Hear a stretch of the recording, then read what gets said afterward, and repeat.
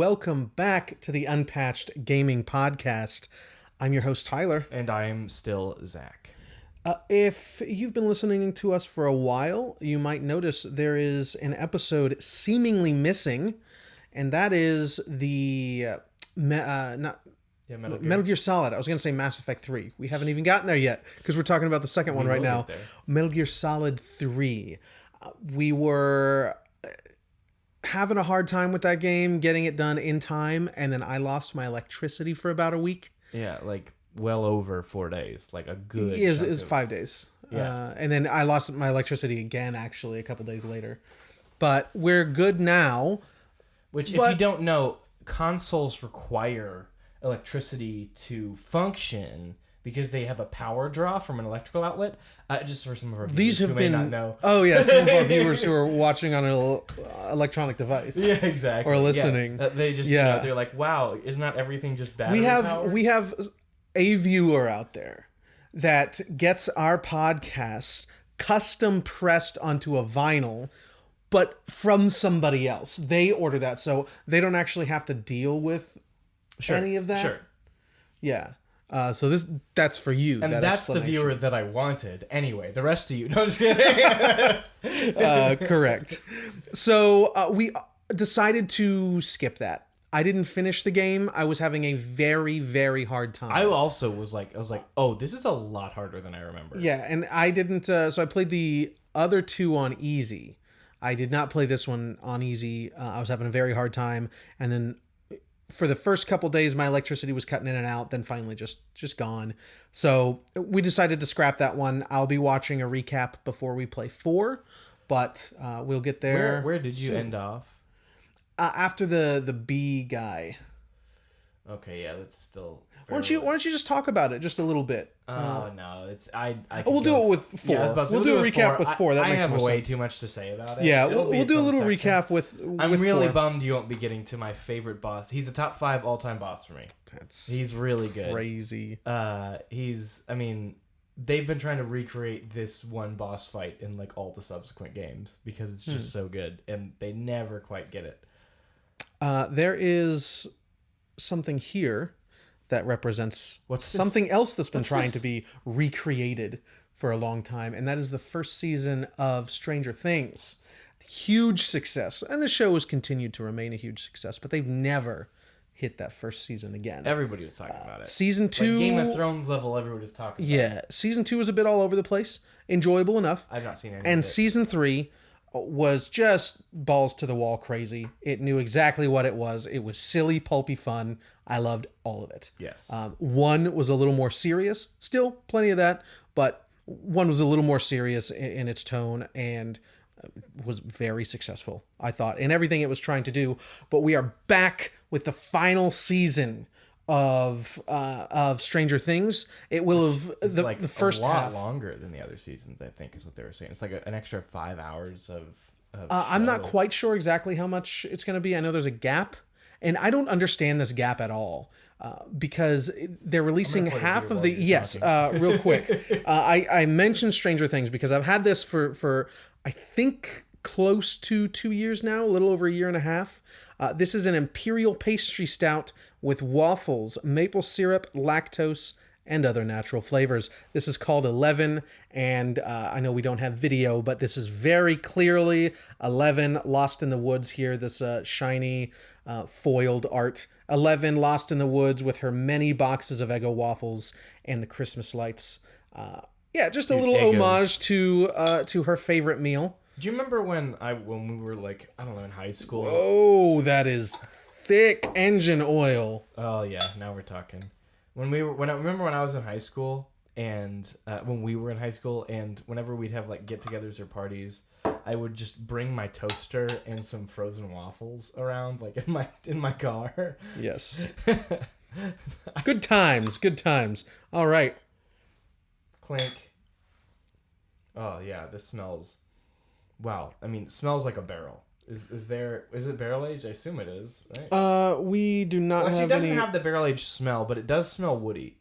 It definitely smells woody. I don't taste that though. Yeah, you know that like it's almost like a mentholy smell. Ooh, dude, I really get the to a barrel aged. the maple syrup smell. I also had pancakes like 2.5 hours ago. No, I mean this is definitely pancakes. I had like fresh maple syrup. This makes me want to have a blueberry, like just some blueberries here while I drink this. You know? Just munching on some blueberries for sure. Or That's blues, as the kids that call is them. not as sweet as I thought it was going to be. And I like still sweet, but I appreciate that it's a little restrained. I probably won't finish this in time. I mean, this is like, dude, this is a lot. Well, I'll finish it if you don't want it. No, I mean like just because just every within little the sip is like 4 sips of another beer. Yes, it is 11% here. I'm really impressed actually by the restraint of the sweetness. Burnt a little on that, like that nice char kind of taste on the end there. I get that definitely. I mean, it tastes like pancakes, that yeasty like. Nom, nom, nom, nom. Good stuff. Yeah, I'm happy that one's I usually don't like way better stouts. than I anticipated. This is a lot better than I thought it was gonna be. Yeah, Who is very this again? smooth. Oh yeah, good call. This is Shout out. Of course. We have Listerman Brewing Company. We had a couple of theirs early on in the podcast when I was still using Tavor. I purchased a few Listerman brews. Listerman. It sounds like some shady lawyer organization. Listerman Bob and what is it? Like I don't know. I'm looking for other shady McMingus. Listerman, McMingus, and Scholl. Like, Is that a Harry Potter character, Mingus? I think I stole McMingus. Oh, from, he's the. I think I could be very wrong here, and Katie can tell us later, because she's the Harry Potter buff. But I think Mingus is the guy that had taken the Polyjuice potion to be the stand-in for Mad Eye in the 4th or 5th, the 4th. Oh, movie? like the one that David Tennant The plays? 4th, yeah. Hello, Father. Yes, When he's that. doing that, yeah. No. He's no, I'm totally wrong on that name. I think Barty. he's the Mingus is the like thief from Diagon Alley that Creature goes to steal or like kidnap rather, because he had taken some heirloom from the Order of the Phoenix house. Whose house is that? Anyway, You're talking about his uncle. Yeah, Harry's Sirius uncle. Black. Yeah, the Black House. Sirius Black. So anyway, I know Harry Potter. I was about to say, and that concludes the first segment of Harry Potter Nerds, the podcast. I don't know Harry Potter very well. Yeah, obviously. I'm just kidding. I feel like that's right. I just saw that movie very recently. So Let's jump in here. You've been playing some games. I have been playing some other games, not finishing any of them. I don't have time to do that, but really giving them a very fair shake. I'm diving into Monster Hunters, Monster Catchers rather, Yeah. Monster Tamers. Not the Monster Hunter series. Correct. Though I will be playing a Monster Hunter game soon. Oh yeah. Monster Hunter will be the next one I play. Monster Hunter Stories. But anyway, I've been playing Monster Tamers. I will be throughout the year, just exploring that genre, because we're gonna get a Pokemon game. We already got a Pokemon game at the beginning of this year, and we're gonna get another one capping the end of the year with Scarlet and is it Violet and Scarlet? Something like that. Scarlet and Violet, I believe. Sure. Anyway, a year being capped by two seemingly Major pretty releases. new Pokemon games. We had the brand new formula from Arceus, and it looks like possibly they're going to be mixing a little bit of that into Scarlet and Violet, which if you go back and watch the Arceus episode, we had talked about what they're going to do next, how they might incorporate this, if they do at all, into the mainline series. It's a little quicker than I anticipated. Well, just being less than a year away. Yeah. But we don't have a ton of information, but it looks like they're going to be incorporating some of that sort of gameplay into the Sword and Shield. This beer right now. I can feel the sugar mustache, kind of forming that sticky like top of the lip thing, and then We don't have to make those noises. Yeah, just like we do not have to make those noises. Really chewing this beer.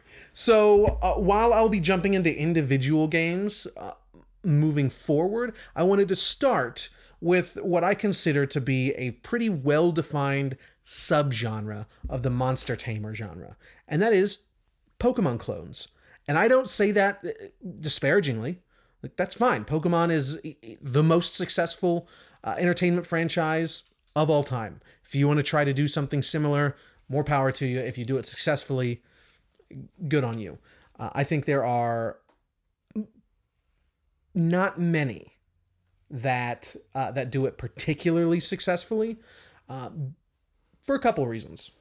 Now, I love Pokemon. I've played it all my life. Well, that's not true. I took a really big break between Gen 3 and Gen 6. So it had been quite a while there. 7, I mean, with the... yeah, you started again on 7. Started again on 7. So that was like a 13 or 14-year break.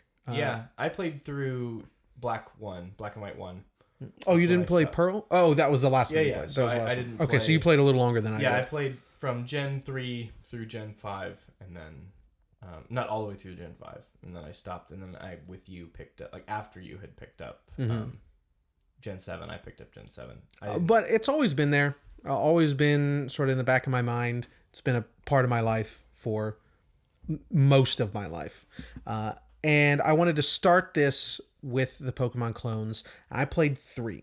Again, didn't finish them. And, checked out some other ones online. But there were 3 that each did something pretty interesting to me. And that is Temtem, Nexomon, Nexomon Extinction specifically, and Monster Crown. And playing each of these games, I found that there are 4 main pillars that really define... you have to sort of do any of these to even be remotely successful in this subgenre of Pokemon clones. 1, you gotta have interesting monster designs. That's a given. Gotta be good designs. At least, the majority of them. There are going to be some stinkers anytime. Certainly in Pokemon, there are plenty. You gotta have a lot of monsters. Temtem, I'll talk about that in a minute. Temtem does not. Temtem doesn't even have a full 150 yet, I don't think. Pokemon has 25 years on anyone trying to make a Pokemon clone. You can't start with 150 anymore. You got to start with somewhere around probably 250, 300 to really make it particularly compelling. Because any Pokemon game today is going to have 500 or 600. So you got to at least be nearing that ballpark. So interesting monster designs, a wealth of monsters. You've got to have compelling mechanics. I don't think anyone making Red and Blue today is going to make a compelling game. Even people that are, longtime Pokemon fans such as myself, typically find it pretty hard to go back and play those games unless, it's really strong nostalgia that you really want to go back and play first and second gen. They're pretty hard to play. They're very old. Especially Gen 1.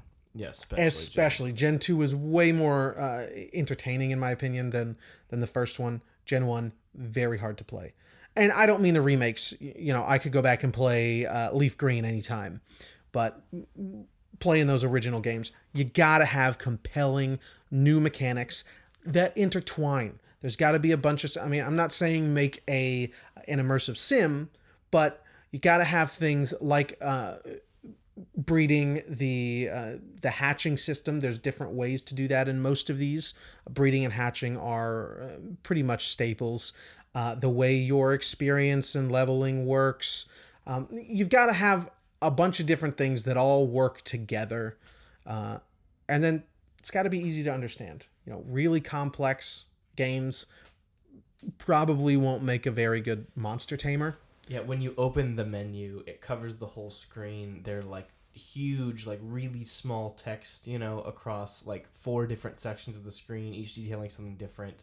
And then you realize that's one of 5 pages of the same menu. Yeah, that's not going to fly. What is it? Monster Crown is pretty dense. And I think it's just simple enough let me jump into Monster Crown. Monster Crown does... Really quick, which one... Like, I would like, before we leave this topic, for you to kind of make a recommendation for people looking for this kind of game. Okay. From this. I'm going to make 2 recommendations because I learned something about myself. Good. Playing these games. I'd love to hear it.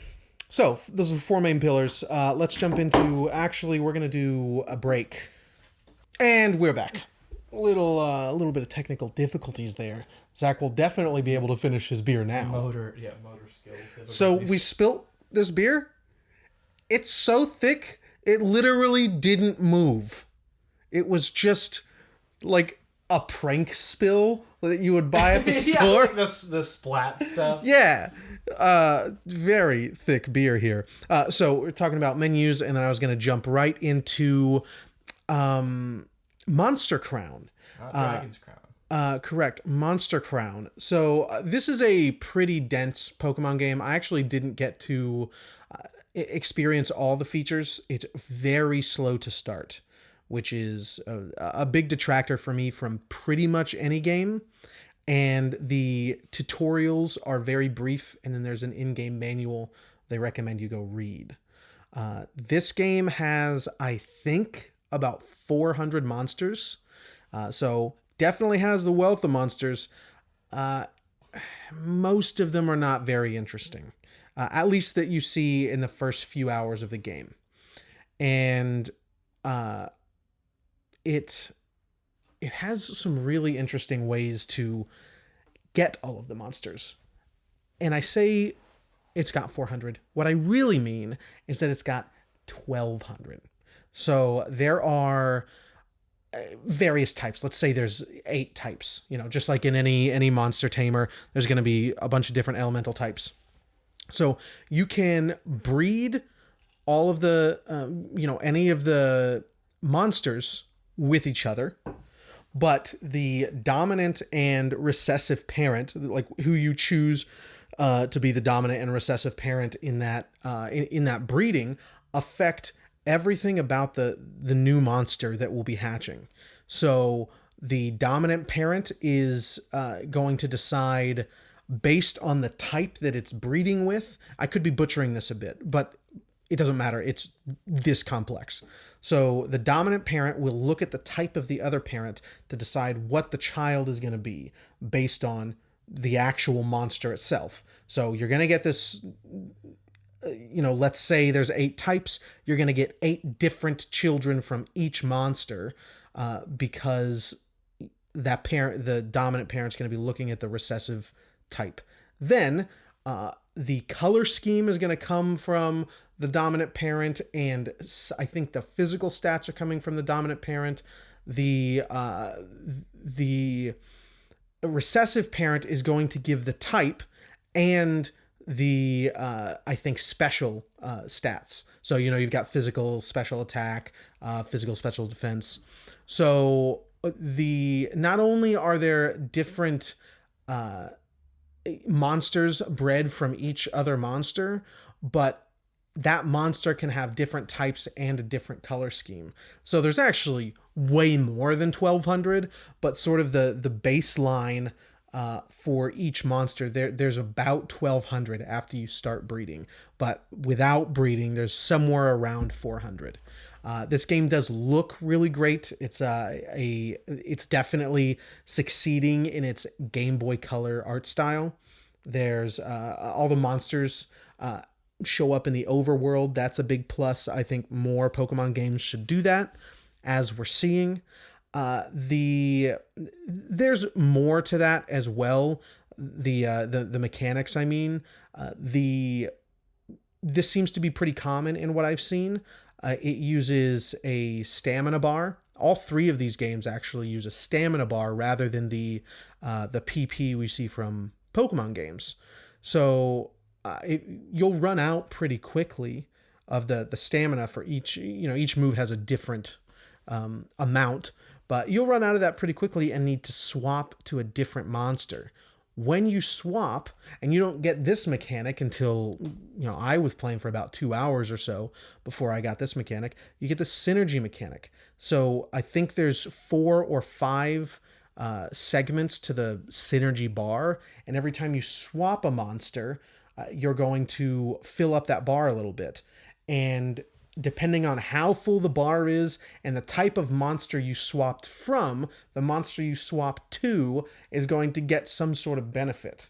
So there seems to be a lot going on there. Oh, and then you can get other monsters by, instead of breeding, fusing them. There's a lot, and it takes a while to unfold. I didn't get too far into the story, but I hear this is a more compelling than most Pokemon games, and certainly a little more adult. These monsters are in fact monsters. They kill, and they, the more sentient ones have their own motives. They're only going to follow you if you can sort of get them to their own goals as well. And you might, at least in the story, you're not battling people and then just killing them, but in the story, your monsters might straight up kill people. So it's a little more adult than most of the fare in this subgenre, but it's really rough. All of its mechanics are, at least that I was able to experience, and just like walking in the overworld, going into the menu, it's clunky. It feels a little old. I mean, it does look like a Game Boy Color game, but it's really rough around the edges, though it has a lot there, way more than I was prepared for in the scope of this sort of subgenre exploration. But that's Monster Crown. Nexomon, very faithful Pokemon game. Through and through. This is the most faithful of probably any earnest attempt at a Pokemon clone. There's some mobile games I played that were cash grabs. This is a really earnest attempt. It listened to the community. It does everything that I wanted. It's quite difficult. In fact, it was too difficult for even the people that were looking for this kind of game, so they had to put in some new mechanics to sort of alleviate that a bit, that I find to be pretty cool. There are sort of crystals around the world, and you can use one of those to heal your entire team, and then it will take quite a few in-game hours to have that resource available to you again. It's got a lot of monsters. I think there are somewhere around between 300 and 400. Most of them really strong designs. The art style is not quite for me, but it's a cohesive art style. It does its job very well. Not totally my thing, but still pretty good. Let's see. It does have a lot of intertwining mechanics. The battles are more difficult, so you're going to need to be using healing items and healing moves much more often. There's that overworld thing I just mentioned to heal your monsters. Then each monster can have 4 sort of I don't know what they're called. They're gems or badges equipped to them. So you might give it a boost to a particular type. You might give it an ability rather than like there are abilities in this game, just like there are with Pokemon. You can give it additional passive abilities by equipping these badges to them. And one of the things they introduced when the community sort of gave its feedback, they listened. It's a little too hard to train monsters because the game is already hard enough. That you'll be going through half of your team just in one random trainer battle, which is not the case with Pokemon. You can get through 5 routes with a single Pokemon that's 2 levels above anybody else. You're just eviscerating everything. Not the case here. So to alleviate that a little bit, they gave experience share badges. So instead of just having a full party experience share, you can equip, I think I only found 1 through 3. So you're getting like 10, 20, or no, I think it's 5, 10, and 15 percent experience share if you decide to equip those. So if I want to quickly raise a new monster, I can equip it with 4 level 3 experience shares, and now I'm getting 45% experience share. I really like that. It's very modular. Let's see. So we've got quite a few of those pillars here. It's also very easy to understand. It gets right to it. It's a little heavy-handed with its narrative, but it's skippable. It kind of throw away. I don't know if the cutscenes are actually skippable, but I'm saying like you can rush through the text. It knows that it's throwaway. It's not taking itself too seriously. The menus very clean. All of it is just solid. It is, and it's also using the. I mentioned all 3 of them are using the stamina. So it's not doing anything too different from Pokemon other than the stamina, but it's listening to a subset of the Pokemon community and did everything that I wanted it to do. And I had a lot of fun with it. And then we get to by far the most refined of these, and that's Temtem. Temtem is also a very faithful Pokemon game. It is billed as an MMO. I played for several hours and didn't feel compelled to battle anybody, but it's got all the MMO fare. You know, you've got a chat window. You can press one of the buttons to pull up all of the other players that are on the route with you. You can gesture to them and dance. You can point at them and like a battle symbol pops above your head, and they can accept your challenge. So it's nice in that regard. It's missing a few things though. Very easy to understand. All of the mechanics work very well. They've got a sort of heal your full party thing as well. There's a one-use item before you have to go back to the Poke Center, their equivalent of the Poke Center. It's difficult. It is pretty hard to train up your team. Like Nexomon, you're going to die a lot. They've got a really weird leveling system. I don't know how I feel about it yet. I don't think I like it very much. Instead of the Pokemon requiring a specific level to evolve, it requires a certain number of levels after being caught. So if you don't catch this early level, let's say the Pidgey, whatever their bird is, you catch a Pidgey at level 3 on the first route, you can raise that for 12 levels. So by level 15, it will evolve. But if you decide later that you need a flying type and you, instead of going all the way back, you catch a level 9 Pidgey a few routes up, well, you still need those 12 levels. So it's not going to be till level 21 that this Pidgey evolves. I don't know how I like that, because it gets difficult. Once you get higher in higher levels, you're going to be getting lesser experience from most of the things you're fighting. And if you're catching a higher level rare drop, let's say, there's this really rare Pokemon that comes in 3 different routes, and I'm only seeing it in the later route, so I catch it at level 15. That means I have to get it to level 30 to evolve, or whatever. It's interesting. I don't think I personally like it, but it's extremely refined. It is exclusively double battles, so that's a big plus. That's a fan favorite, I think, from Pokemon. Would you agree? Oh yeah. You like double battles, yeah, I right? prefer them. So exclusively double battles. There are synergies with the types of Pokemon that you have on your team. So if I've got a really strong poison move, that might be buffed by it might have an additional effect if I have a dark Pokemon in my team. I say Pokemon interchangeably. Or it might get just a strict like poison timer. The amount of turns that you're poisoned increase if I have another poison type with me. So I like all of its inner working mechanics, which, again, not super complex, but things just have to make sense and work together. It's doing all that. Very easy to understand. The only thing they really miss here is that they have less than 150 monsters, I think.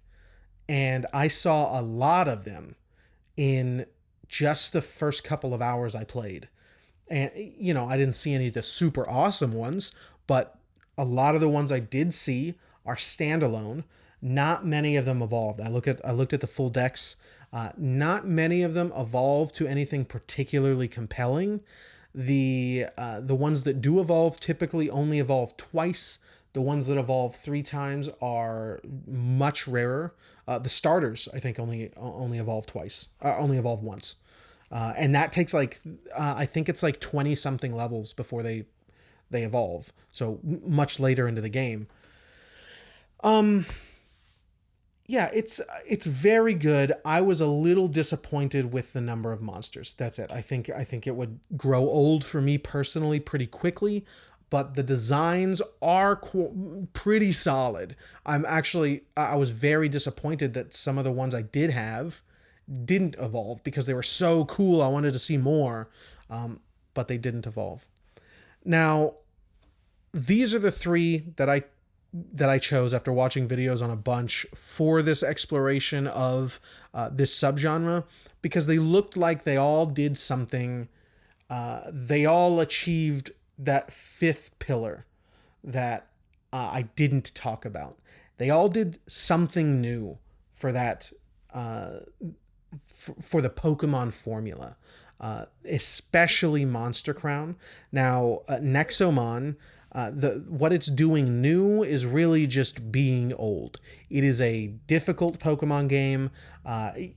You could say all of them are doing something new because they have the they have the stamina, but that's not enough.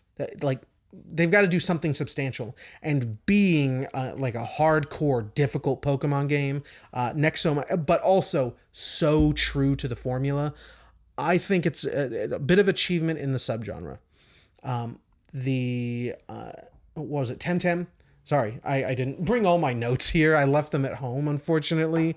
Temtem, those, one being an MMO, but those really refined mechanics in the double battles. Some of them are, board-wide effects that will affect your Pokemon as well. Some of them, there's a really interesting wind attack that attacks sort of in a circle. So if I attack the top right enemy, it's going to attack that. Then it's going to attack the bottom right. So the right side of the screen is your enemies. The left side of the screen is your 2 Pokemon. It's going to attack 3 times in a circle, or a half circle, whatever. So if I select the top right enemy, it's going to attack that enemy, the bottom left enemy, and then my bottom right Pokemon. But if I select the bottom left, it's going to attack one of theirs and both of mine. So I might want to position that in a way. So let mine be hit. Maybe I'll put that Pokemon, if I'm going to use that move a lot, in the bottom right slot. So I would be hit by that move, but my synergy from the one that I've got in the other slot is giving me a defense against wind attacks. So it's good. It gives you some interesting choices while still maintaining what's core to that formula. And double battles are great. Focusing on that, really solid. And then the wealth of pretty dense mechanics for Monster Crown. I wish I had a little more time to dive in. It was just not what I was expecting. Or rather, it was much more than I was anticipating. So those are the 3 that really stand out to me the most. You wanted a recommendation. Yes. So I think Monster Crown is going to be the most interesting. You've got to give it some grace. It's very rough around the edges, but I think it's got the most there. Even though Temtem is definitely the most refined, I would just recommend playing Pokemon. I have been saying that Pokemon is not doing very well or I mean, obviously it's very successful, but like it could be doing so much more, so much better, which is true. But I found after exploring these, most of these games do any of those things better than Pokemon does. And if we're just talking about those pillars, most of them do those things better than, more of those things better than Pokemon. But there is something about Pokemon, even if, I were to lay out all the stats that make these games really good and Pokemon were lesser. Oftentimes it is lesser on whatever this imaginary scale is than any of these games on a good day. I would still choose Pokemon for some reason, which would not have been the case before I played these. But there's something about it. It's stuck around for, the better part of 30 years now. Sure. So I couldn't tell you what it is, but if you want a recommendation, I would say just go play another Pokemon game, actually, because Pokemon's special. And that was a long, long rant about Pokemon clones, which you may not have been here to really hear about. You may be here to listen to Mass Effect 2, which we're going to jump into right now. Yes. Mass Effect 2, Zach. Yeah, so really quick, I want to give a brief overview. We didn't do this last time. Mass Effect is, for the uninitiated, a role-playing game in a really unique way. Like, because it's not, who are you? Just throw yourself in. I think this is the best example of the player insert character being done well in a video game that's not just a blank slate. Because, Persona 5, I think that's one of its detriments. I don't think it does the player insert character very well. I think it should have just been a character, Joker. I don't think any of that really worked particularly well. Either go full Joker or full player insert. This is really interesting because you're Shepard, but you are still Shepard. Shepard has a personality, and there's a person there that's going to be the same however times you play it, that is different than you, and is not going to talk exactly like you talk or think the way you think. You only have a couple but of also be decisions. defined by you pretty largely. Yes, you're directing that character very much so, and it is you taking control of that. So the personality is not yours, but the life and will of that character is yours. And that's, if you want to boil it down, that could be said of any video game character. You're controlling this avatar, but that's not quite what he means. There's something very like you're under the skin of this character. Yeah. And you've been painted over with this personality, and you're really directing it. It's not, I feel you like I'm are Kratos. Shepard in this place. Kratos is gonna keep going and doing what Kratos does, and you get to feel like Kratos.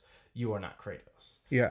You are Shepard, but Shepard is not you necessarily. It's really, I think it's a really healthy balance. It is. I fully agree. It's a third-person shooter. Each subsequent game doubling down on that aspect, becoming more and more a third-person shooter. And you have some, little powers. I think Knights of the Old Republic, select from Wheel of Powers, and same team is making that game. So that kind of stuff. It's pretty simple on the surface. We played Mass Effect 1 and didn't like it too much. It was fine. But it had a couple interesting decisions, and we both could see something, especially in that ending for me, where we wanted more.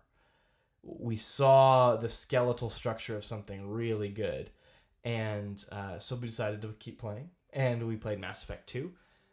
And the first thing that I noticed is that Mass Effect 2 trims so much fat and then really layers on really intricate sinew, like starts putting on muscle. Like the environments are much denser, much richer, much more variety. Which was one of my biggest complaints from the previous one. And it looks good and diverse. And starting on Omega, what a great choice. Yeah. Like this slum bar, strip club kind of asteroid. Yeah. It's very cool. And anytime you fly into a planet and the lens flare, and Dude, I want to bring it up later. This is just Star Wars on steroids. It hits home. It's very nice. Yeah. I didn't finish it.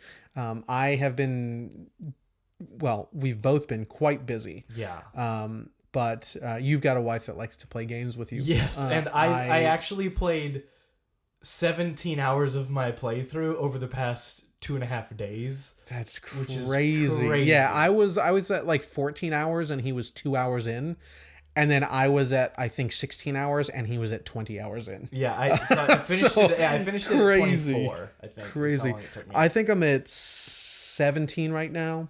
Yeah, 17 it's hours weird in. because we'll talk about this later too, but you can really steamroll this game in just a few hours if you're good enough. Yeah, Like, and if you don't care there are like about four the main quests. Yeah, there's a lot of side content. It's all about the relationships this time around. Yes, and we'll talk about that. But I just kind of, that was the main thing I wanted to identify from Mass Effect 1 is almost all of our concerns were addressed. Almost all of them. It's the perfect sequel in that regard. It found agree. what was good about the first one, doubled down on that, stripped out the stuff that didn't work. Interesting. What wasn't addressed? I'm having a hard time recalling. They improved the combat, but there is still, I think, like, it could just be improved more. Like, not even that. Like, because anything could have been improved more, right? What I'm getting at though is what was not addressed is the repetitive nature of that combat. And there are a couple moments in Mass Effect 2 where they try to do a puzzle, and I'm like, don't waste your time. Go all in with puzzles, or don't throw a stupid puzzle in my way. Especially if it takes me 3 seconds to think about and then 10 minutes to implement. Yeah. Those puzzles are the worst. Thankfully, there weren't any that bad. Usually I figured it out and then took like a minute or two to finish it. But there were only like 4 in the whole game. But the fact that I'm talking about it right now is evidence enough that it wasn't a good idea. I just think they needed more gameplay variety, but not necessarily, which I'll talk about later. But for what it is, I think combat happens a little bit too often. I agree. I played the previous game on easy because I'd played it several years ago. I just wanted to rush through it. I started this game on normal difficulty, but about 12 or so hours in, I bumped it down to easy because it was happening so often, and it is not complex enough for me to care about yet. Yeah, and we both talked about how, I'm sure on harder difficulties where we really have to engage with the systems, there is probably some strategy there, but it's not going to be super deep. You're gonna no, if it's just strictly harder because enemies, have more health, I don't care about it. Well, I've seen some hard playthroughs now, and people, you have to be much more conscious about your positioning, the positioning of your allies, and who you bring in, and what powers they have, and stuff like that. Which missions you select to do, because one's going to be super tough. There is more strategy involved. However, it is not a rich enough system for me to want to engage with that. Yeah, so I bumped it down to easy, and I'm having fun being an absolute badass. Oh, yeah. I'll again put the third one on medium. I'm playing Vanguard, which is the close range one.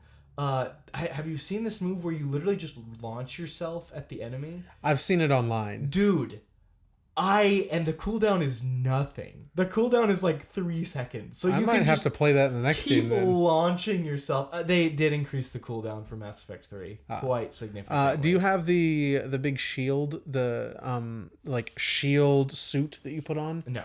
So I think I'm playing Sentinel, the one that's both biotic and tech. So the move you get here is what's your wrist computer Omni called? Tool? Your Omni tool. You basically get a full Omni suit. Yeah, you get a full Omni suit that's a pretty substantial shield, and then it blows up when it depletes. That's pretty cool. So that's the first one I maxed out. Dude, what if you had that and the dash toward them move? That would be crazy. That'd be great. The highest level, one of the two, because basically if you max out a power, you get to choose between 2 options of that power. Did you see that at all? Yeah. So usually it's a more single target focused versus multi-target focused. That's typically what it is. For this move where you launch yourself at them, one of the options is just, it impacts more people. However, the other one is not greater power. It literally slows down time for like 2 seconds after you hit them, or like 1 second after you hit them. So you hit them, they're flying in the air, and you just turn your gun, pop, pop, and then you move on. It's nice, really fun. I forget which move it is. Warp, I think. Oh, Warp is so good. Either nobody on my team that I use regularly has Warp, or Warp is just nowhere near as awesome as it was in the first game. Oh, no. Because Liara would walk into a room filled with enemies, use her maxed out Warp, and they would all just be hovering in the air, and I'd use my sniper and take them all out. Lowered defenses, like everything. Yeah. Oh, it's so good. So is Warp... Am I not using the people that have Warp, or is it just not as good? It's not as good, but it's still like... I mean, you do a lot more damage to someone who's been warped. A lot more damage. But do they still float in the air? I think, did they do that even in the first one? I think it... No, Liara would walk into a room and she would use it, and then everybody would just be suspended in the air. I didn't use Liara at all in the first game because I'm loyal. I'm a loyal person. So let's move on to what I call the geek out section on the schedule, because I found myself... my wife did not like the first game, and she didn't want to watch me play the second one, but as I was playing it, she started to get really invested. Mm-hmm.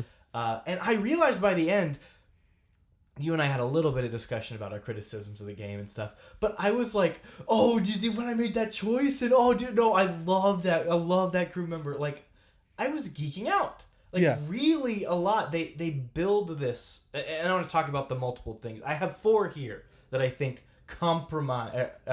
comprise the reason this game makes people geek out. The crew. Yeah. Romance. Obviously. The world. Definitely. And just some of the decisions.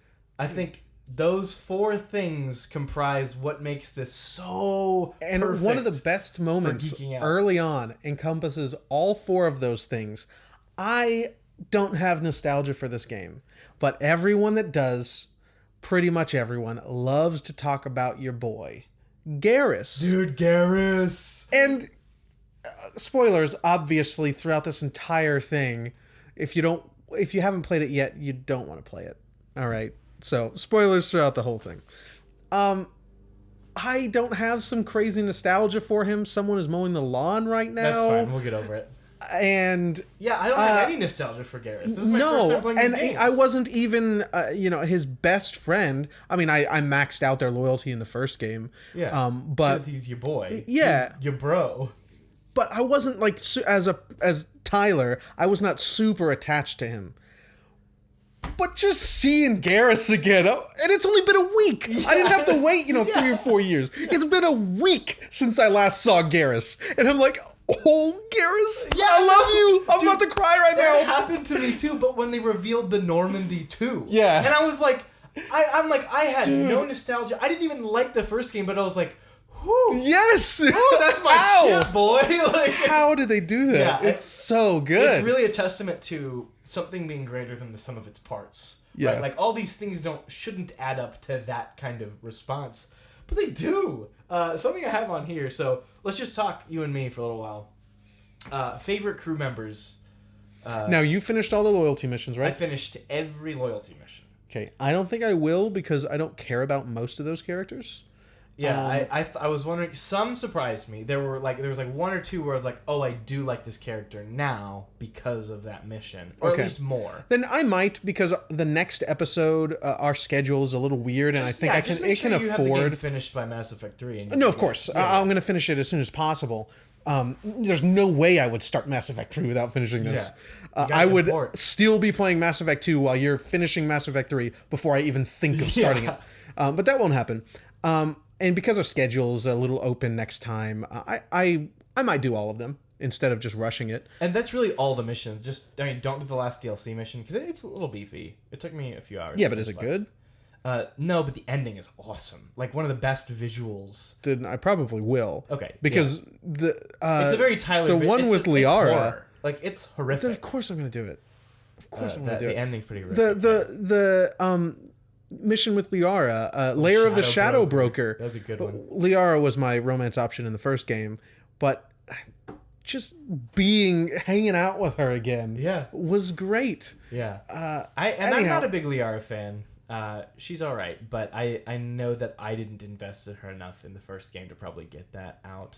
So if I didn't see, I wanted to repeat as much as I did from my first playthrough 8 years ago, so that's why I chose Liara. And also I don't think. Also, why do you care about Caden or? Yeah. Although Caden, at the beginning of Mass Effect 3, he's competent. He's kind of like oh, you know, maybe one night, you know, with Caden, we'll see what happens. No, I'm kidding. I am loyal. I'm loyal to Garrus. Dude, Garrus, it's like marrying your best friend. You know, it's just like I'm now sleeping with the one who was always right there, who's always with me, always for me. Garrus, yeah. Oh, dude, and he's so cute and awkward when you're talking about it. Oh, I bet. So, I'm sorry, you finished what you were saying about Liara. What? Oh, yeah. So I wanted to repeat those choices, but now I think if I were to ever play these again, I think my go-to choice would be Tali. I really liked her my first playthrough anyway, but she's not a romance option in the first one, right? I don't think you can romance her as femshep either. Oh, okay. I don't think you can. No, I'm not 100%, but I'm pretty sure you can't. If I were a male shep, I can't think of any other person to be remotely as interesting as Tali. I also watched that whole romance dialogue, like the whole tree. Tali's precious. Okay, Tali's amazing. Yeah, I'll probably watch that as well. She is. I love Tali. She's great, and doing her loyalty mission was fantastic. Yeah. Oh, getting to see the Quarians are so cool. Yeah, the flotilla. Awesome. Oh, yeah. It's such a cool idea. Yeah, I think the only two. I think Quarians are my third favorite species. Well, like we're already geeking out. Screw the order. I had like an order set. Yeah. I think for me the second. So Quarians number 3. Second is Krogan. Because of the genophage. Number 1 is Geth. I think the Geth are the most interesting idea that I've seen in science fiction video game potentially ever. Like, why? For many, many reasons. So the first is the idea of artificial life and how that works. And you and I talk about that all the time, like what constitutes life and that stuff. But the second thing, when you're on Legion, spoilers, but you get a Geth companion. Oh, he's Geth. Yeah, and he's Legion, and so you go to, and he's a like, it's like talking to someone, and the conversation proceeds, but you're not 100% sure he understood you or you understood him. Like that's how it's very well written, and I'm excited about that. He's a collection of like 1,200 Geth in one Geth, because remember they're artificial, they're software, doesn't matter. Like, so he's about 1,200 Geth in one Geth, and he calls all the other Geth the heretics because they're worshiping the Reapers, and he believes that all creatures should have choice. And so you're talking with this guy, and well, you're trying to talk to him like, well, what do I call you? And he's like, we are Geth. And he's like, no, what is you the Geth in front of me? What do you call? He's like, we were 1,200 of us, and we are Geth. Like, it's, and so your Edie, he was like, just call him Legion. And so he's like, Legion, biblical reference, Mark. Like, he's like, this is acceptable metaphor. But he's really cool. So there's that concept of it. And the crux of his mission is the heretic Geth have found a way to basically convert... I forget it doesn't matter. I forget the exact circumstance. So he's going to destroy this Geth virus, essentially, that will overwrite the wills of any aberrant Geth that don't agree. Essentially what's happening. And he describes it as making a computation of 2 + 2 = 4.001. Like, that's how subtle the change is. But it will convert everyone. And you have the opportunity to decide to either destroy those Geth or do a reverse virus and convert them all to the way Legion thinks. And so the problem is not, like, if I was a human, I'd be like, okay, no, I'm not going to override someone's free will. But, like, how different are the Geth from us? And you have to grapple with that idea. Like, what do I believe about this AI species? That's what interests me about the Geth. And I think it's the best choice in the whole game, that choice. And they know it's a good choice because you talk to them 3 times throughout the mission and keep asking, like, getting more information, like trying to come to a good decision. God, that's very interesting. Yeah, they're I look really forward to cool that race. Really cool race. I will probably put them up there once I get to learn more about them. Yeah. I've not jumped through the Omega 4 relay yet, so that's the end of the game, or that triggers the end of the game, yeah, right? That's the end. So you grab the Reaper IFF, and then you get Legion, and you can then go do his loyalty mission. But then, like literally Omega 4 that's it. Okay. That's wow. You can go there almost immediately. Yeah, as long as you get it from Cerberus. The Elusive Man also, was that Martin Sheen? It's definitely an actor. I don't know if it's Martin Sheen, but like definitely a Hollywood actor. Martin Sheen sounds right. I know his voice. Yeah, I'm gonna look him up. I can see his mouth moving. I really like him as a character because it's the whole trust thing. Like you can't trust him, but you also like you can see he's not straight evil. You know what I mean? Like he actually wears his heart very openly on his sleeve. Like, I'm doing this for what I believe is the good of humanity, and I believe Cerberus is the good of humanity, and that's it. He has you don't have to second guess what his allegiances are. That's it. He's interesting. He is. I would probably put Geth very high up there once I finish. Once I meet Legion. I would put the Quarians second. I really like the politics. So cool. I like the idea of of the flotilla. Yeah, it's losing their planet to the Geth. All this was Mass Effect 1. Like a lot of these ideas, like it was so many good ideas that just didn't gel. Like you didn't get to talk with the characters enough. It was that last third of the game. Yeah, and the missions, like they weren't structured enough to where you got a lot out of, like, the characters that you go on missions with now have motivations in that mission. Yeah. You're working with them. I think that the loyalty missions in the first game were trash. Oh my goodness. I personally like everything that's going on with the Quarians, and then the Krogan. Yeah, the genophage. How would you phrase that? The genophage issue. Yeah, I guess that is very interesting. And then getting the what's the doctor's name that you recruit? Solarian. Why did I just blank? I brought him with me. Morden. Morden. I like Morden a lot, and then his involvement with the genophage. Yes. And his matter of factness. I like Morden a lot. My wife was like, "Oh, look, it's Zach."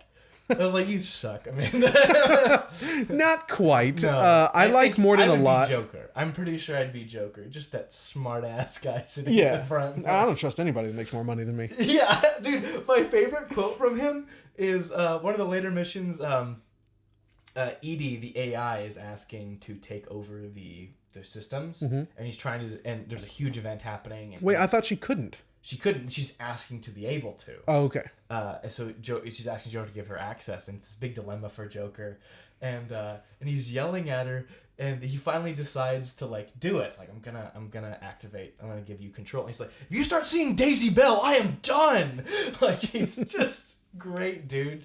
I like Joker a lot. I check in with him occasionally. Yeah, he's really a delight. And actually, my favorite romance in the game is Joker and Edie, the AI. They like have this relationship. She calls him Jeff, like, which is his first name, and like it's this really weird relationship where they're like buds. It's really good. I like that. Jeff, you must go to the court. I'm like, things like that. She's great. Nice. I really like Morden. I like everything about his character.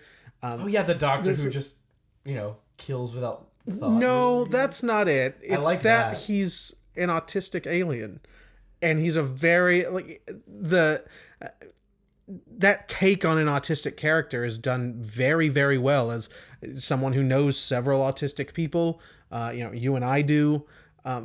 He's very confident in a very high functioning. And he doesn't. Person on the spectrum. He lacks that social empathy. Yeah, but he gets it. Yeah, he gets it. Yeah, it's not like activated in him, but he has a very deep understanding of it. So can reason his way through. Yeah, he can reason his way to empathy. That's what I really like. He reasons his way to empathy.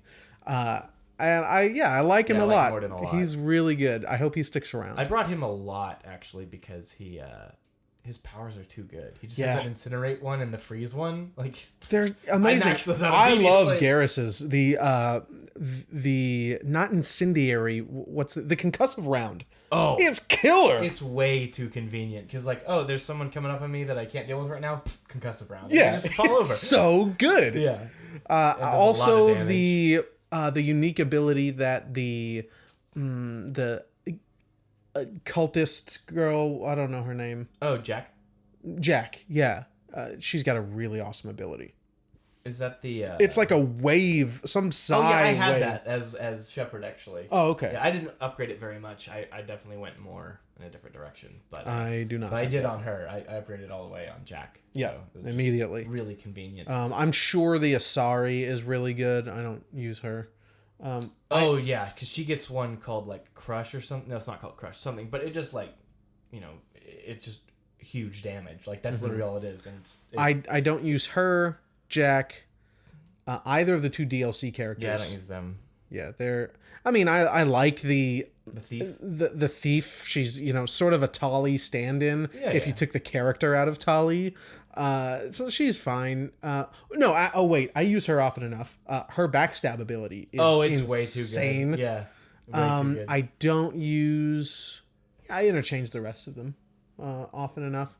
I probably won't do their loyalty missions or the Asari. I will probably do Jack, just because that's vaguely interesting to me. Are any of those other three? Samara, Jack, and Zahid? Samara's is very good. Okay. It's a very interesting loyalty mission. The other two are good. I mean, I wouldn't do Zahid's. It's fine. Okay. What about Jack? Middle. You'd probably like it, but it's nothing too special. Okay. Then I'll do Samara and maybe Jack, but I won't do the other two.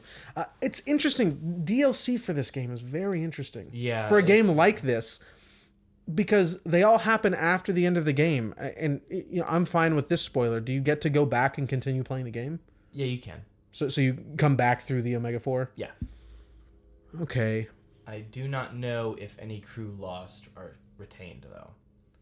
I doubt it. I'm pretty sure anybody you lose on the Omega 4 mission, the suicide mission. Of course. Yeah, there's no way they would bring any of those guys back, just for the sake of continuing the game. 86 Miranda, boys. Oh yeah, we haven't mentioned Miranda. I like Miranda quite a bit. She's interesting. I'd put her in the middle.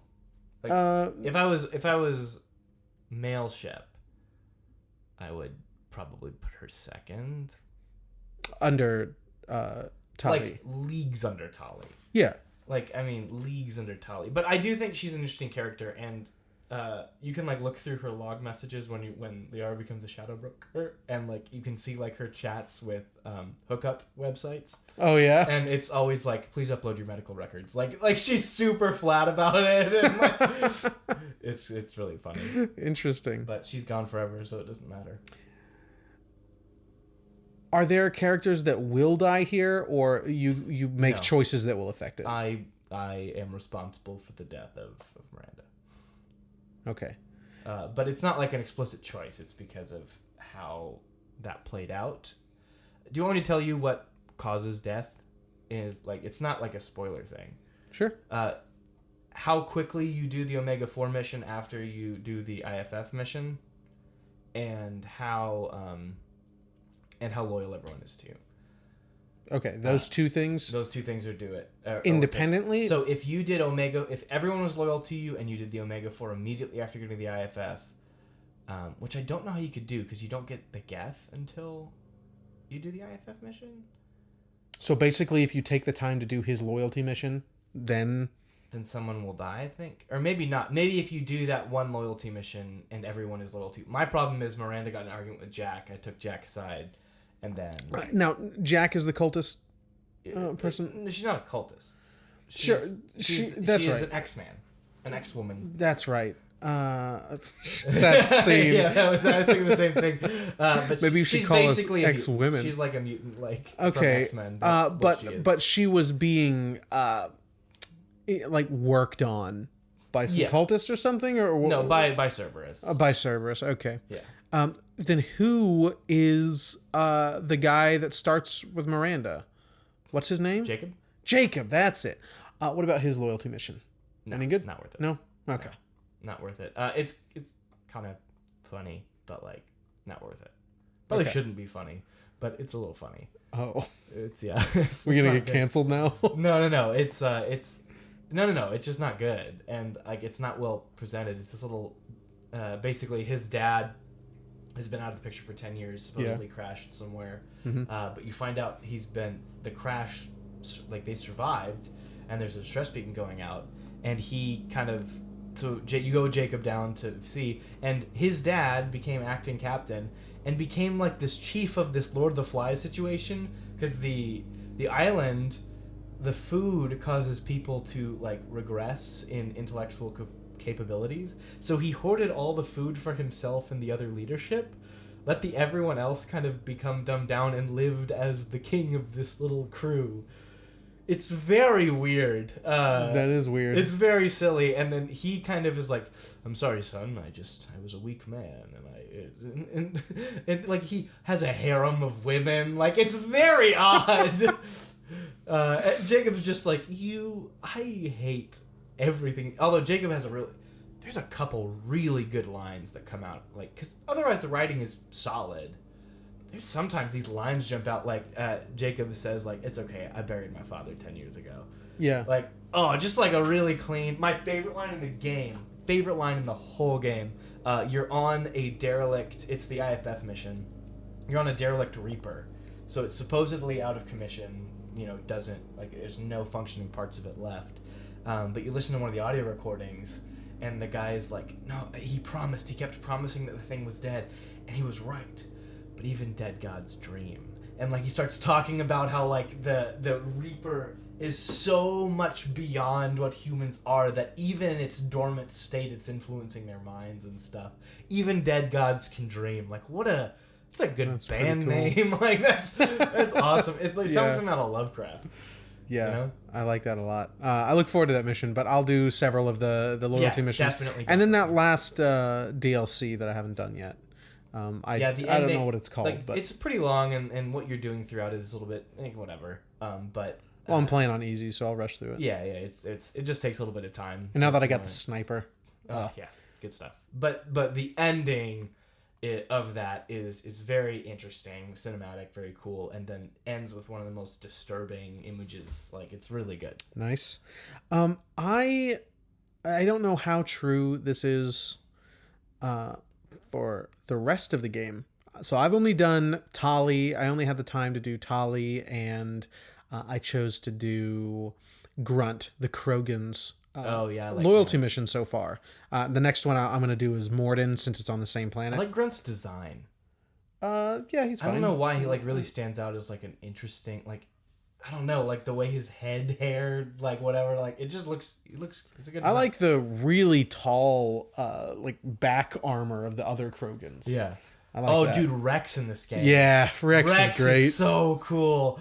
And he just like headbutts people. Yeah. Like, he's very much like in charge. I like the dialogue mechanic with the shoulder buttons. You. Yeah. Like, he's like, "Shepard, my friend." Like, everyone else is like, "It's been 2 years, Shepard." And he's like, "My friend." Like, as if, like, nothing has happened. Yeah, I like Shepard. People are like, "You died. I got better." Yeah, I got better. Oh, it's so good. Yeah. Oh, did you meet, okay, no, so when you recruit, I think it's when you recruit the Asari, and you find the little guy who's high on the biotic thing. Yeah. Best character in the whole game. And you can, so he's this I got renegade points for that. You did good. Yeah. It's so great because he's this short little, I don't know what that species is I forget called, what they are. but they're the short ones with the breathers. and he's kind of he's gotten high on this biotic stimulant, but and so he's like, I am the biotic wind, and he's like, thinks he's incredible, but he's not at all. Yeah, exactly. And so he's like, I will lead the charge against the enemy, and so your two options are to stop him by knocking him out, or you can say, lead the charge, buddy. Did you knock him out? I knocked him out. Oh man. Yeah, so he starts running down the hallway, and I had Tali with me. She's like, Shepard, you should have stopped him. Like, not caring that much, but obviously a little annoyed at your decision. Got a few renegade points. He runs in and then is immediately killed. Yeah, he's so good. He's just the dialogue option. I need to look up what it was, but like the specific option that you can pick is very snarky. Yeah, it's really good. That was a pretty funny moment. Yeah, little moments like that. I like the really quick moments. You have to, unfortunately, you really have to keep the controller in your hand the whole time, because you use the shoulder buttons for really quick renegade and paragon options. Oh yeah, like you can, if there's one of my favorites is in that same mission. There's this Asari you run into who is one of the mercs, but you've been told that in order to get in this organization you have to have killed someone, and so she's like, oh no, sorry, I didn't know it would be this way, but she has her uniform, so I'm like, oh well, she's obviously killed someone. Like, no, I want to quit, I don't want to be here. And she kind of like reaches down, probably for her gun. I literally just, one of the options, you can hit the R2 button for Renegade and you just shoot her. Yeah. I did that. I didn't even... Of course. And then I think it was the same... no, it was the other mission you do on that planet with Liara. Like, that's not part of the DLC. You're going up that tower to find the assassin. Oh, Thane. That's right. Thane's super cool. Thane. We haven't talked about him. But one of the options is the sexy option. Like, Thane's pretty cool. His voice and, dude, his species and, like, the way he thinks. Dude, when he's, like, praying over the dead. Yeah. And he's like, no, I'm praying for myself. And it's like, oh, dude, you can tell he's awesome. Immediately I liked him. I was like, this guy's so cool. Yes. Very cool. You can kick someone off of the building. Like, if they're just annoying you. There are a few times where I have chosen renegade options. Oh yeah, there's some politician you arrest in like Thane's loyalty mission, and you're interrogating him, and there are like 4 options to just punch him in the face, and I took every single one. I was like, you suck. Like, I hate you. Yeah. I had to refight a boss in the layer. I had to refight the Shadow Broker because that was cool. I didn't like it. No, him. Like his. Yeah, like I didn't like him. What? It was a big letdown for me. Oh, I liked that it was just some race you haven't seen at all yet. Like I don't mind that. That's what I liked. I was like, but, oh, you know, maybe I'm reading too much into it, but like he was just some fat neckbeard incel.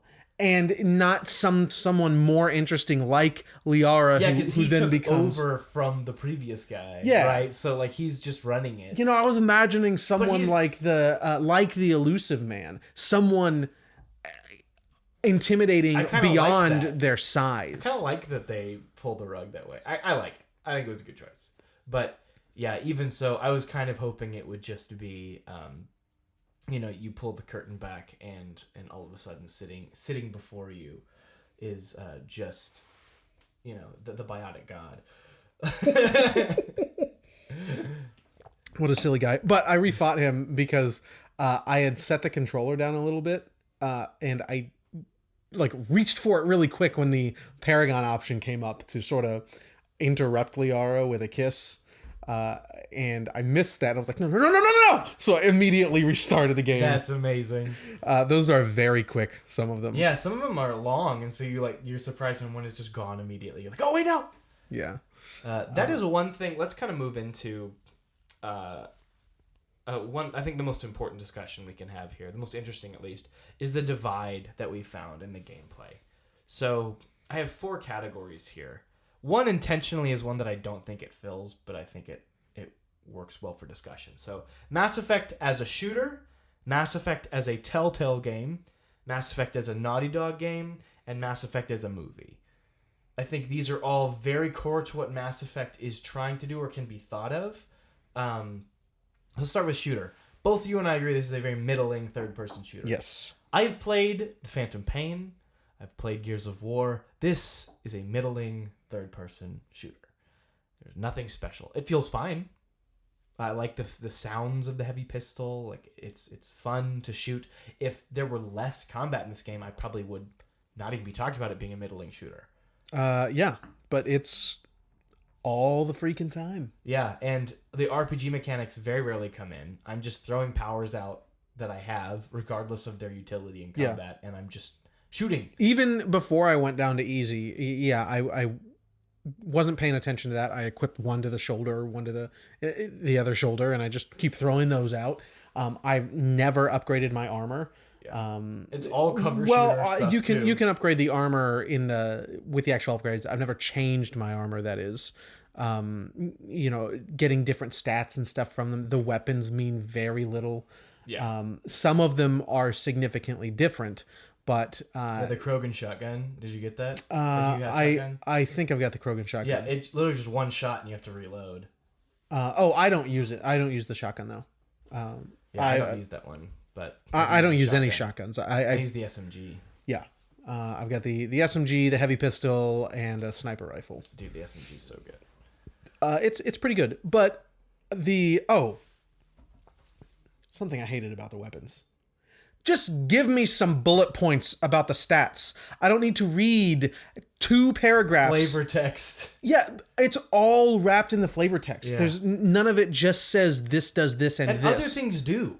Like the armor does that at the bottom. They have a little summary of what it does. Like, yeah, the weapons guns, do not. It just, you have to It's read all that. flavor text. You got to read it to figure out what it does. I hate that. Yeah. Absolutely hate it. I would literally just equip it and use it. Like, I didn't even bother reading. I'm like, let's just use it for a mission and see what it does. Yeah. I might switch the heavy pistol I just got because it's very slow. It has a laser sight, which is nice. That's the one I use. If you're accurate, I mean, it rips through everyone. It's yeah, so good. they're very strong, those heavy pistols. Anyway, I didn't like that, but it's pretty meaningless. Yeah, it's all cover. Weapons. Get behind cover. Nobody will be able to hit you. Nobody will flank you. Sit behind cover. Pop out and shoot. I get flanked sometimes. Occasionally, and sometimes it's just my fault for being in bad position. Fair enough. But if they're gonna come flank me, my strategy: tell Garrus to shoot them and knock them over, and I'll keep shooting what's in front of me. Yeah. Very little. And like when you're out and about, there's nothing you can do to stop damage besides getting behind cover, which makes it terrible when there's one enemy that can use that shockwave attack that goes through cover. So you have to get out from behind cover, get shot by everyone else, and probably die because there's nothing you can do. You could put it down to easy. Yeah, I did not, but I only got stuck like once or twice, but I probably should. Yeah, I mean, if you're not liking it, but still like the game as a whole, why not? So, I did like. It feels the combat. better on easy. Yeah, I do like the combat. Like, it's not bad. It is a but shooter. it feels better because we've already talked about what it isn't, and that's why it's middling. I did not have a hard enough time. So I did not have a hard enough time either. to consider. I didn't either. I just noticed I wasn't liking it, so I was like, yeah, sure, I'll just be a badass and have fun wreaking havoc. We'll see. Maybe Mass Effect 3. But I'm gonna start it on normal as well. It's not because I was having a hard time. I might have died 2 or 3 times in that 10 or 12 hours before I went down to easy, and I've even died a couple times on easy, but it was because I was not super engaged with it. I decided to just give myself all the affordances of the easier difficulty and just wreak havoc because it's fun. Here's the question then. Both you and I agree this is a middling third person shooter. Yes. Everyone talks about Mass Effect. They're talking about the decisions and the characters. That's what they're talking about. Would this game be better as a Telltale game? This is a question I don't have an answer to. Yeah. I've thought about it a lot. And right now I'm leaning towards no, but it should still be tweaked more towards Telltale. And less toward the third-person shooter. Well, maybe keep the third-person shooter as it is, but way less frequent, and then focus more energy onto the branching paths and the really digging into these characters. That's or something like expanding on what you do with the crew, and I would be interested in, of course, we like all the choices, all the role-playing stuff. But just with the foundation of this gameplay, I would be interested in seeing larger arenas with more crew members that you sort of position before. Interesting. So more like kind of XCOM kind of. Yeah, I mean, I'm just thinking of a football play. Like rushing into a room with a football play in mind. That's not bad. And maybe just adding that as another option to vary it up. Because what I do think happens by having those third-person shooter segments is it's kind of what happens when you're playing a Naughty Dog game. Because this game, it's when you're in the moment and playing as that character where you're not just making decisions and watching it happen, there is an increased immersion and agency in the player for that being your decision. I'm in the heat of battle. I just went through. I took Garrus with me on this mission, and he said this thing to me during the mission. Like, things stand out. It's not as much just the decisions. There's something to be said for that. Yeah, like the Shadow Broker. Did you take him on the Shadow Broker? Yeah. The Shadow Broker's like excited because he's about to get this bounty. Yeah, on the Archangel. Yeah. Garrus is so beautiful. And I.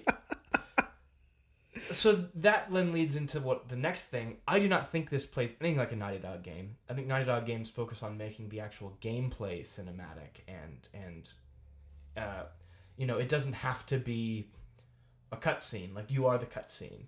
I could see that. That would be very interesting. That's what I think I'd like to see, is more of the Naughty Dog take on Mass Effect, because I think you get the best of what it's trying to do with its third-person shooting. And even I'd argue some of the Uncharted games have too much third-person shooting. But yeah, they have huge puzzles to break it up, though. Huge puzzles, or little segments of downtime and exploration. It's well paced. And also, being a Naughty Dog game, it's just way more engaging. And what if you're flying through to your next destination, and all of a sudden Joker's like, "Commander, we have an attack coming in," and you run to the hell and you take the wheel, and you're like, you have to do a little dogfight, it's not. They really have to upgrade that, because they tried some flying in the Shadow Broker, and that was rough. Yeah. Rough. But yeah, I think that there's a lot of potential because the last thing I have here is Mass Effect is a movie. And this is Star Wars on steroids. Well, I'd argue that Star Wars has a leg up in a couple departments. Like, this is as good as a space opera you will find in any medium. Like, they really nail what it means to be a space opera sci-fi story. And dude, just the ship docking or flying through the Omega 4 wreckage, and it really, really shines and looks beautiful. So I think knowing how much people talk more about the characters, the dialogue, the trees of decisions, and the just the overall world and cinema of this place, integrating that into that third-person shooting, into that gameplay, I think would do wonders for this game. Far less gameplay, much more engaging gameplay, and cinematic is what I would get blown what I mean out the by airlock halfway through a mission, and cinematic. Have to start shooting people in the middle of space. We're going to play Dead Space 2 this year. I'm very excited. I've been wanting to play this for a year and a half now. Yeah. I'm so ready. And then you can finally watch that Jacob Geller video. Yeah, finally. His newest one's pretty good. The body parts. Mm-hmm. Why do we... Yeah, that's very I haven't seen it yet. Haven't seen the past few. Anyway, you just reminded me. Yes. I'm so very ready. excited. I'm so ready. But yeah, that's kind of what I think about the divide between the gameplay. I think there's so much room for this series to really double down on what's good and stop wasting time on what is popular. You can tell it feels dated to go, oh, this game came out when Gears of War was popular. You know what I mean? Yeah. Like it hurts a little bit, my insides. Yes, I agree. They could do a lot more with it, moving in that direction. Everything you said. Yeah, I think that holds true. You know what I forgot to talk about? Pray tell. Garrus. I haven't forgotten actually, but I want to talk more about Garrus. More about Garrus. So there's when you're romancing him, right after his loyalty mission, you have a conversation with him, and he's talking about, just you're asking what was it like serving on your, when you first started and you were on your own crew and stuff, and he's talking about how he used to train hand-to-hand combat, train the other, what's his race called? I just blanked. My terrible girlfriend. Turians. Turians, yeah. So when he's on this Turian ship, and it was him and one other Turian who got in an argument, and so to blow off steam, typically they'd fight. And so he taught hand-to-hand combat, but so did this other Turian, and so they're both really good. But it's a female Turian, and they ended up going like 10 rounds, perfect tie. And he says, so we decided to do one last round in her room to let off steam. And so your dialogue option to him is like, I feel like it'd be good to let off some steam with you, Garrus. Like kind of slide that. And he's like, you want to fight me, Commander? Like he's just very like, and you can double down and be like, no, I mean, we can just skip and go to the tiebreaker round.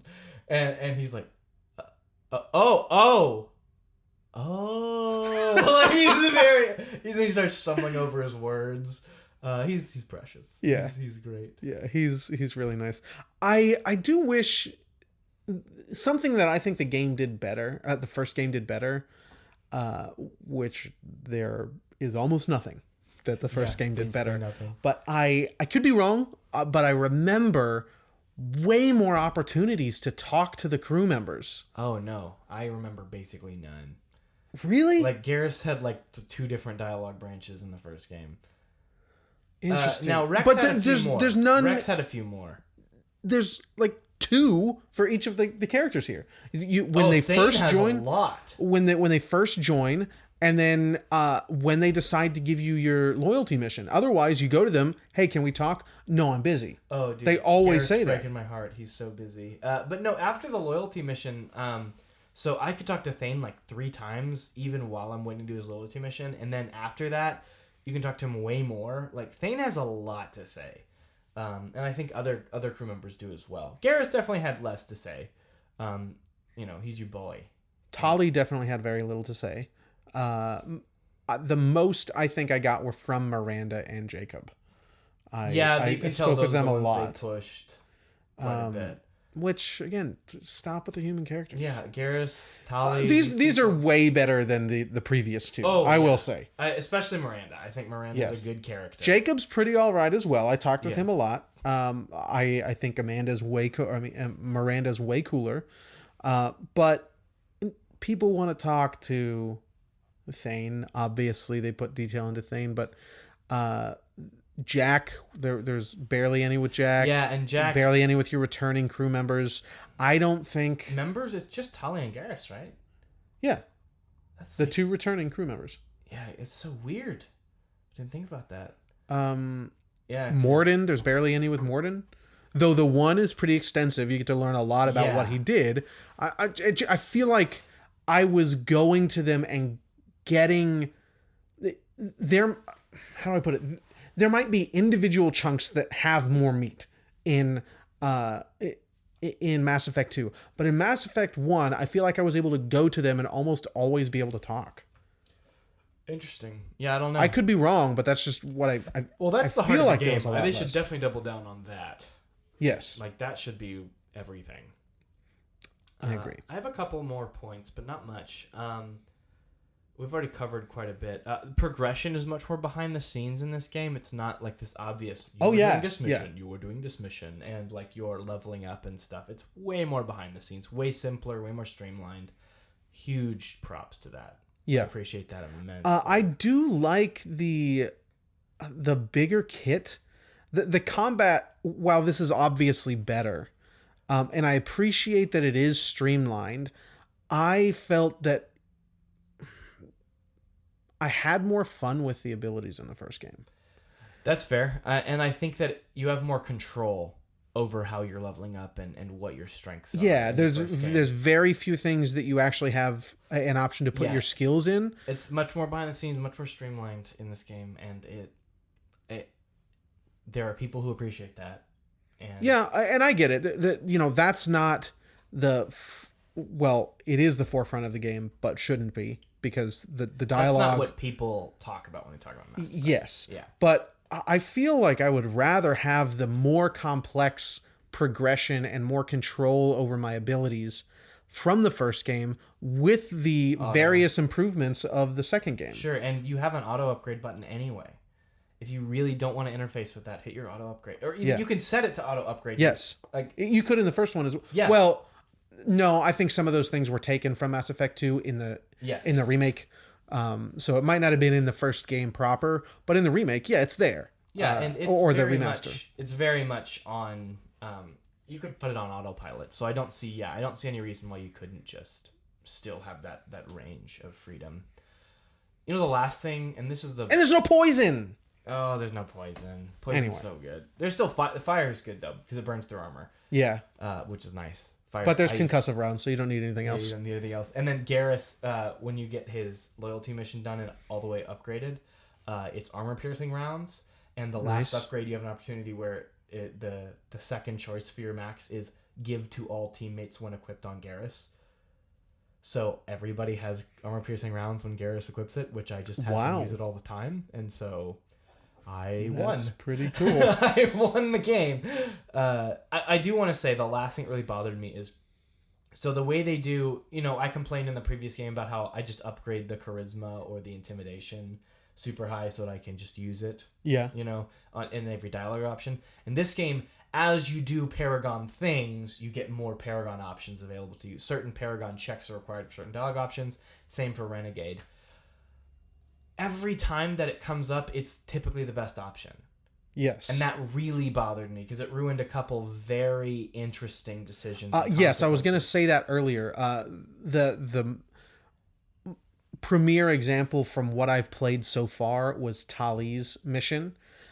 I feel like not only are they the best options, but they get you out of interesting solutions. I would rather interesting problems to deal with later.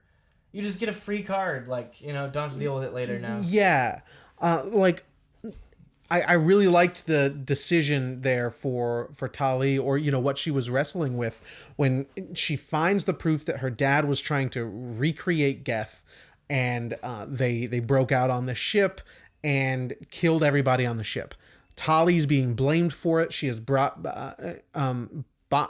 before the tribunal to be judged and exiled. That's the sentence. But you can go in the ship and try to find proof to exonerate her. So you find the proof, and she's devastated. She sees that her dad did this, but she would rather be exiled than have her dad's legacy be... She's begging you not to tell her. Yeah. And the Paragon option, if you have it high enough, you get to have your cake and eat it too. You convince them, just because you're a good captain, that she's innocent, and you don't have to produce the But of course proof. I'm going to take that option because I don't want to, have to deal with the consequences. But I think if I were to play this game again, I would take 0 of those options. Interesting. I would just, I think I would as well. I just cut that out. Or very few of them. Yeah, just have a difficult decision. I mean, having to choose between Miranda and Jack because I didn't have high enough Paragon was the reason Miranda's dead, because I lost her loyalty after siding with Jack. And Jack, not Jacob, right? Jack, yeah. Oh, interesting. And so they were having an argument, and so but when the next time it happened, it was between Tali and the Geth, obviously. And I had the Paragon That's option. That's going to be interesting. Took it. I'm looking forward to that. Yeah, I just took it. I was like, forget it. Whatever. I don't want to ruin my relationship with either of these characters. I think in that situation, I might have to do that because I want to see both of them all the way through. Yeah, I would like that. But I mean, I would have to. I mean, morally, I'd side with the Geth, I think. But I think that I would probably side with Tali anyway because of her loyalty and her past with us, and this guy's brand new. Yeah. So if you were introduced earlier on, that might be a harder choice to make. But see, I had to go through an interesting little thing there. I think it's more moral to I had to have thoughts. And instead, I just said I want to save both of them. I don't want to deal with this. Yeah. I'm not liking that system very much. Me neither. I think it's the worst part of both games so far. Yeah, and it's crazy. That's the premier achievement of the games. Yeah, I think that it's so rough. riddling. I would like, as we talked about before, all of that stuff to be under the hood, and then that way you don't just get this blue highlight. You're selecting this option that sure gets you the same solution, but isn't obviously presented as the get out of jail free card. Yeah. or the I just want to play an asshole card. It gives you a new option, maybe just one you wouldn't have had otherwise, that has just maybe more nuanced consequences or less guaranteed, like just a fresh option, that you've earned by being good, and don't highlight them. Don't highlight them. But like make it kind of like Disco Elysium, where you've internalized a certain way of thinking, and so now that dialogue option becomes, as you've behaved as a paragon, now you just have paragon options showing up. Yeah, but you don't know that they are strictly paragon options. Yeah. I would have been fine with that outcome for Tali, where you get both positive outcomes. If that weren't highlighted, I think if it felt like I had earned it a little more naturally. But even still, I think it does cheapen the really weighty decisions. I agree. A little too often. 100%.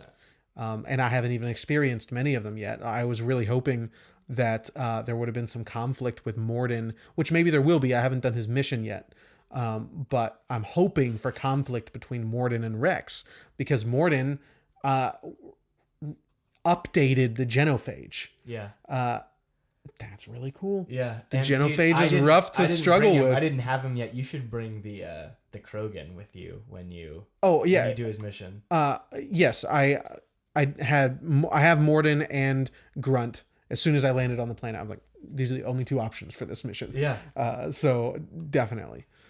I brought Morden with on Grunt's mission. Nothing particularly interesting there. But they will definitely be there on his mission.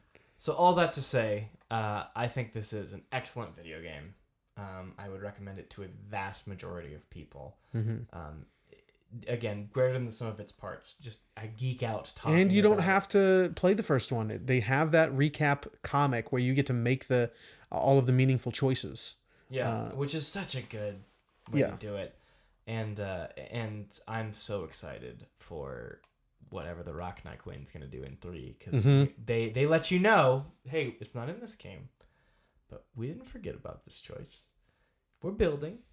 Hold tight, boys. Yeah, it's awesome. I can't wait for those. I have a feeling we will be the contrarians and we will prefer Mass Effect 3. But who knows? Maybe the writing is just garbage in that game. Yeah, who knows? I will tell you right now, I played the intro. The intro is so good. Like, it ends with this just honestly profound moment where you're like, and the title card drops and you're like, oh, damn. Like, it's going to be one of those games. So I think so far I'm really liking Mass Effect 3. I'm actually going to restart it when we go to play it for the cast. But my wife was like, play the beginning, play the beginning, play the beginning. So weak. I know. I mean, I use her as the excuse. It took a hair's breadth of convincing for me to go, okay. That's what happened with the last game. The second I finished the first one, before the cast, I talked about the opening in the last episode. I immediately put it in and did the opening again. It's so nice. Yeah, it's a great opening. Yeah. Anyway, good cast, man. I think that was got some good conversation. Next time I'll remember my notes for whatever game I'm talking about, and it won't be so rambling. Thank you for sticking through that, folks. We are in the previous episodes. If you the past few episodes, if you've heard, we are opening up our Discord server. So the link there will not be a link to Patreon, but rather to our Discord. Come hang out. Come talk about Mass Effect. We know you love it. It's Everybody one of it is one of the premier series in this medium, and we're finally getting to play it. It's a lot of fun. Come talk to us about why Garrus is bae, or maybe you're a Miranda lover. And listen, Thane, he almost had me there. He is so hot. Thane, like, he just got we saw that tall, picture, dark, and handsome. Yeah, man. We saw that picture of someone saying Mads Mikkelsen should be Thane. 100%. Oh, easily. 100%. I hear Mads Mikkelsen speaking those lines. I'm praying for myself. Yeah. I love Mads Mikkelsen. Oh my much. God. He's amazing. But also Thane is like just what is that? Guillermo del Toro movie, The Shape of Shape of Water. Water. Yeah. Have you seen that? I still have not. It's you haven't seen Nightmare Alley either. I know, I'm behind on my Del Toro. God, dude, Nightmare Alley will be one of your favorite movies. I know. I'm telling you. Spoke with Oliver about it recently. Even he thinks so. It's poetic, that ending. And exactly the kind of poetry Zach wants. I love poetry. Anyway, thanks.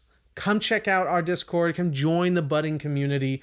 Talk to us about all your favorite Mass Effect memories, the new memories you're making if you're playing through or have recently played through the Legacy Collection, Legendary Edition.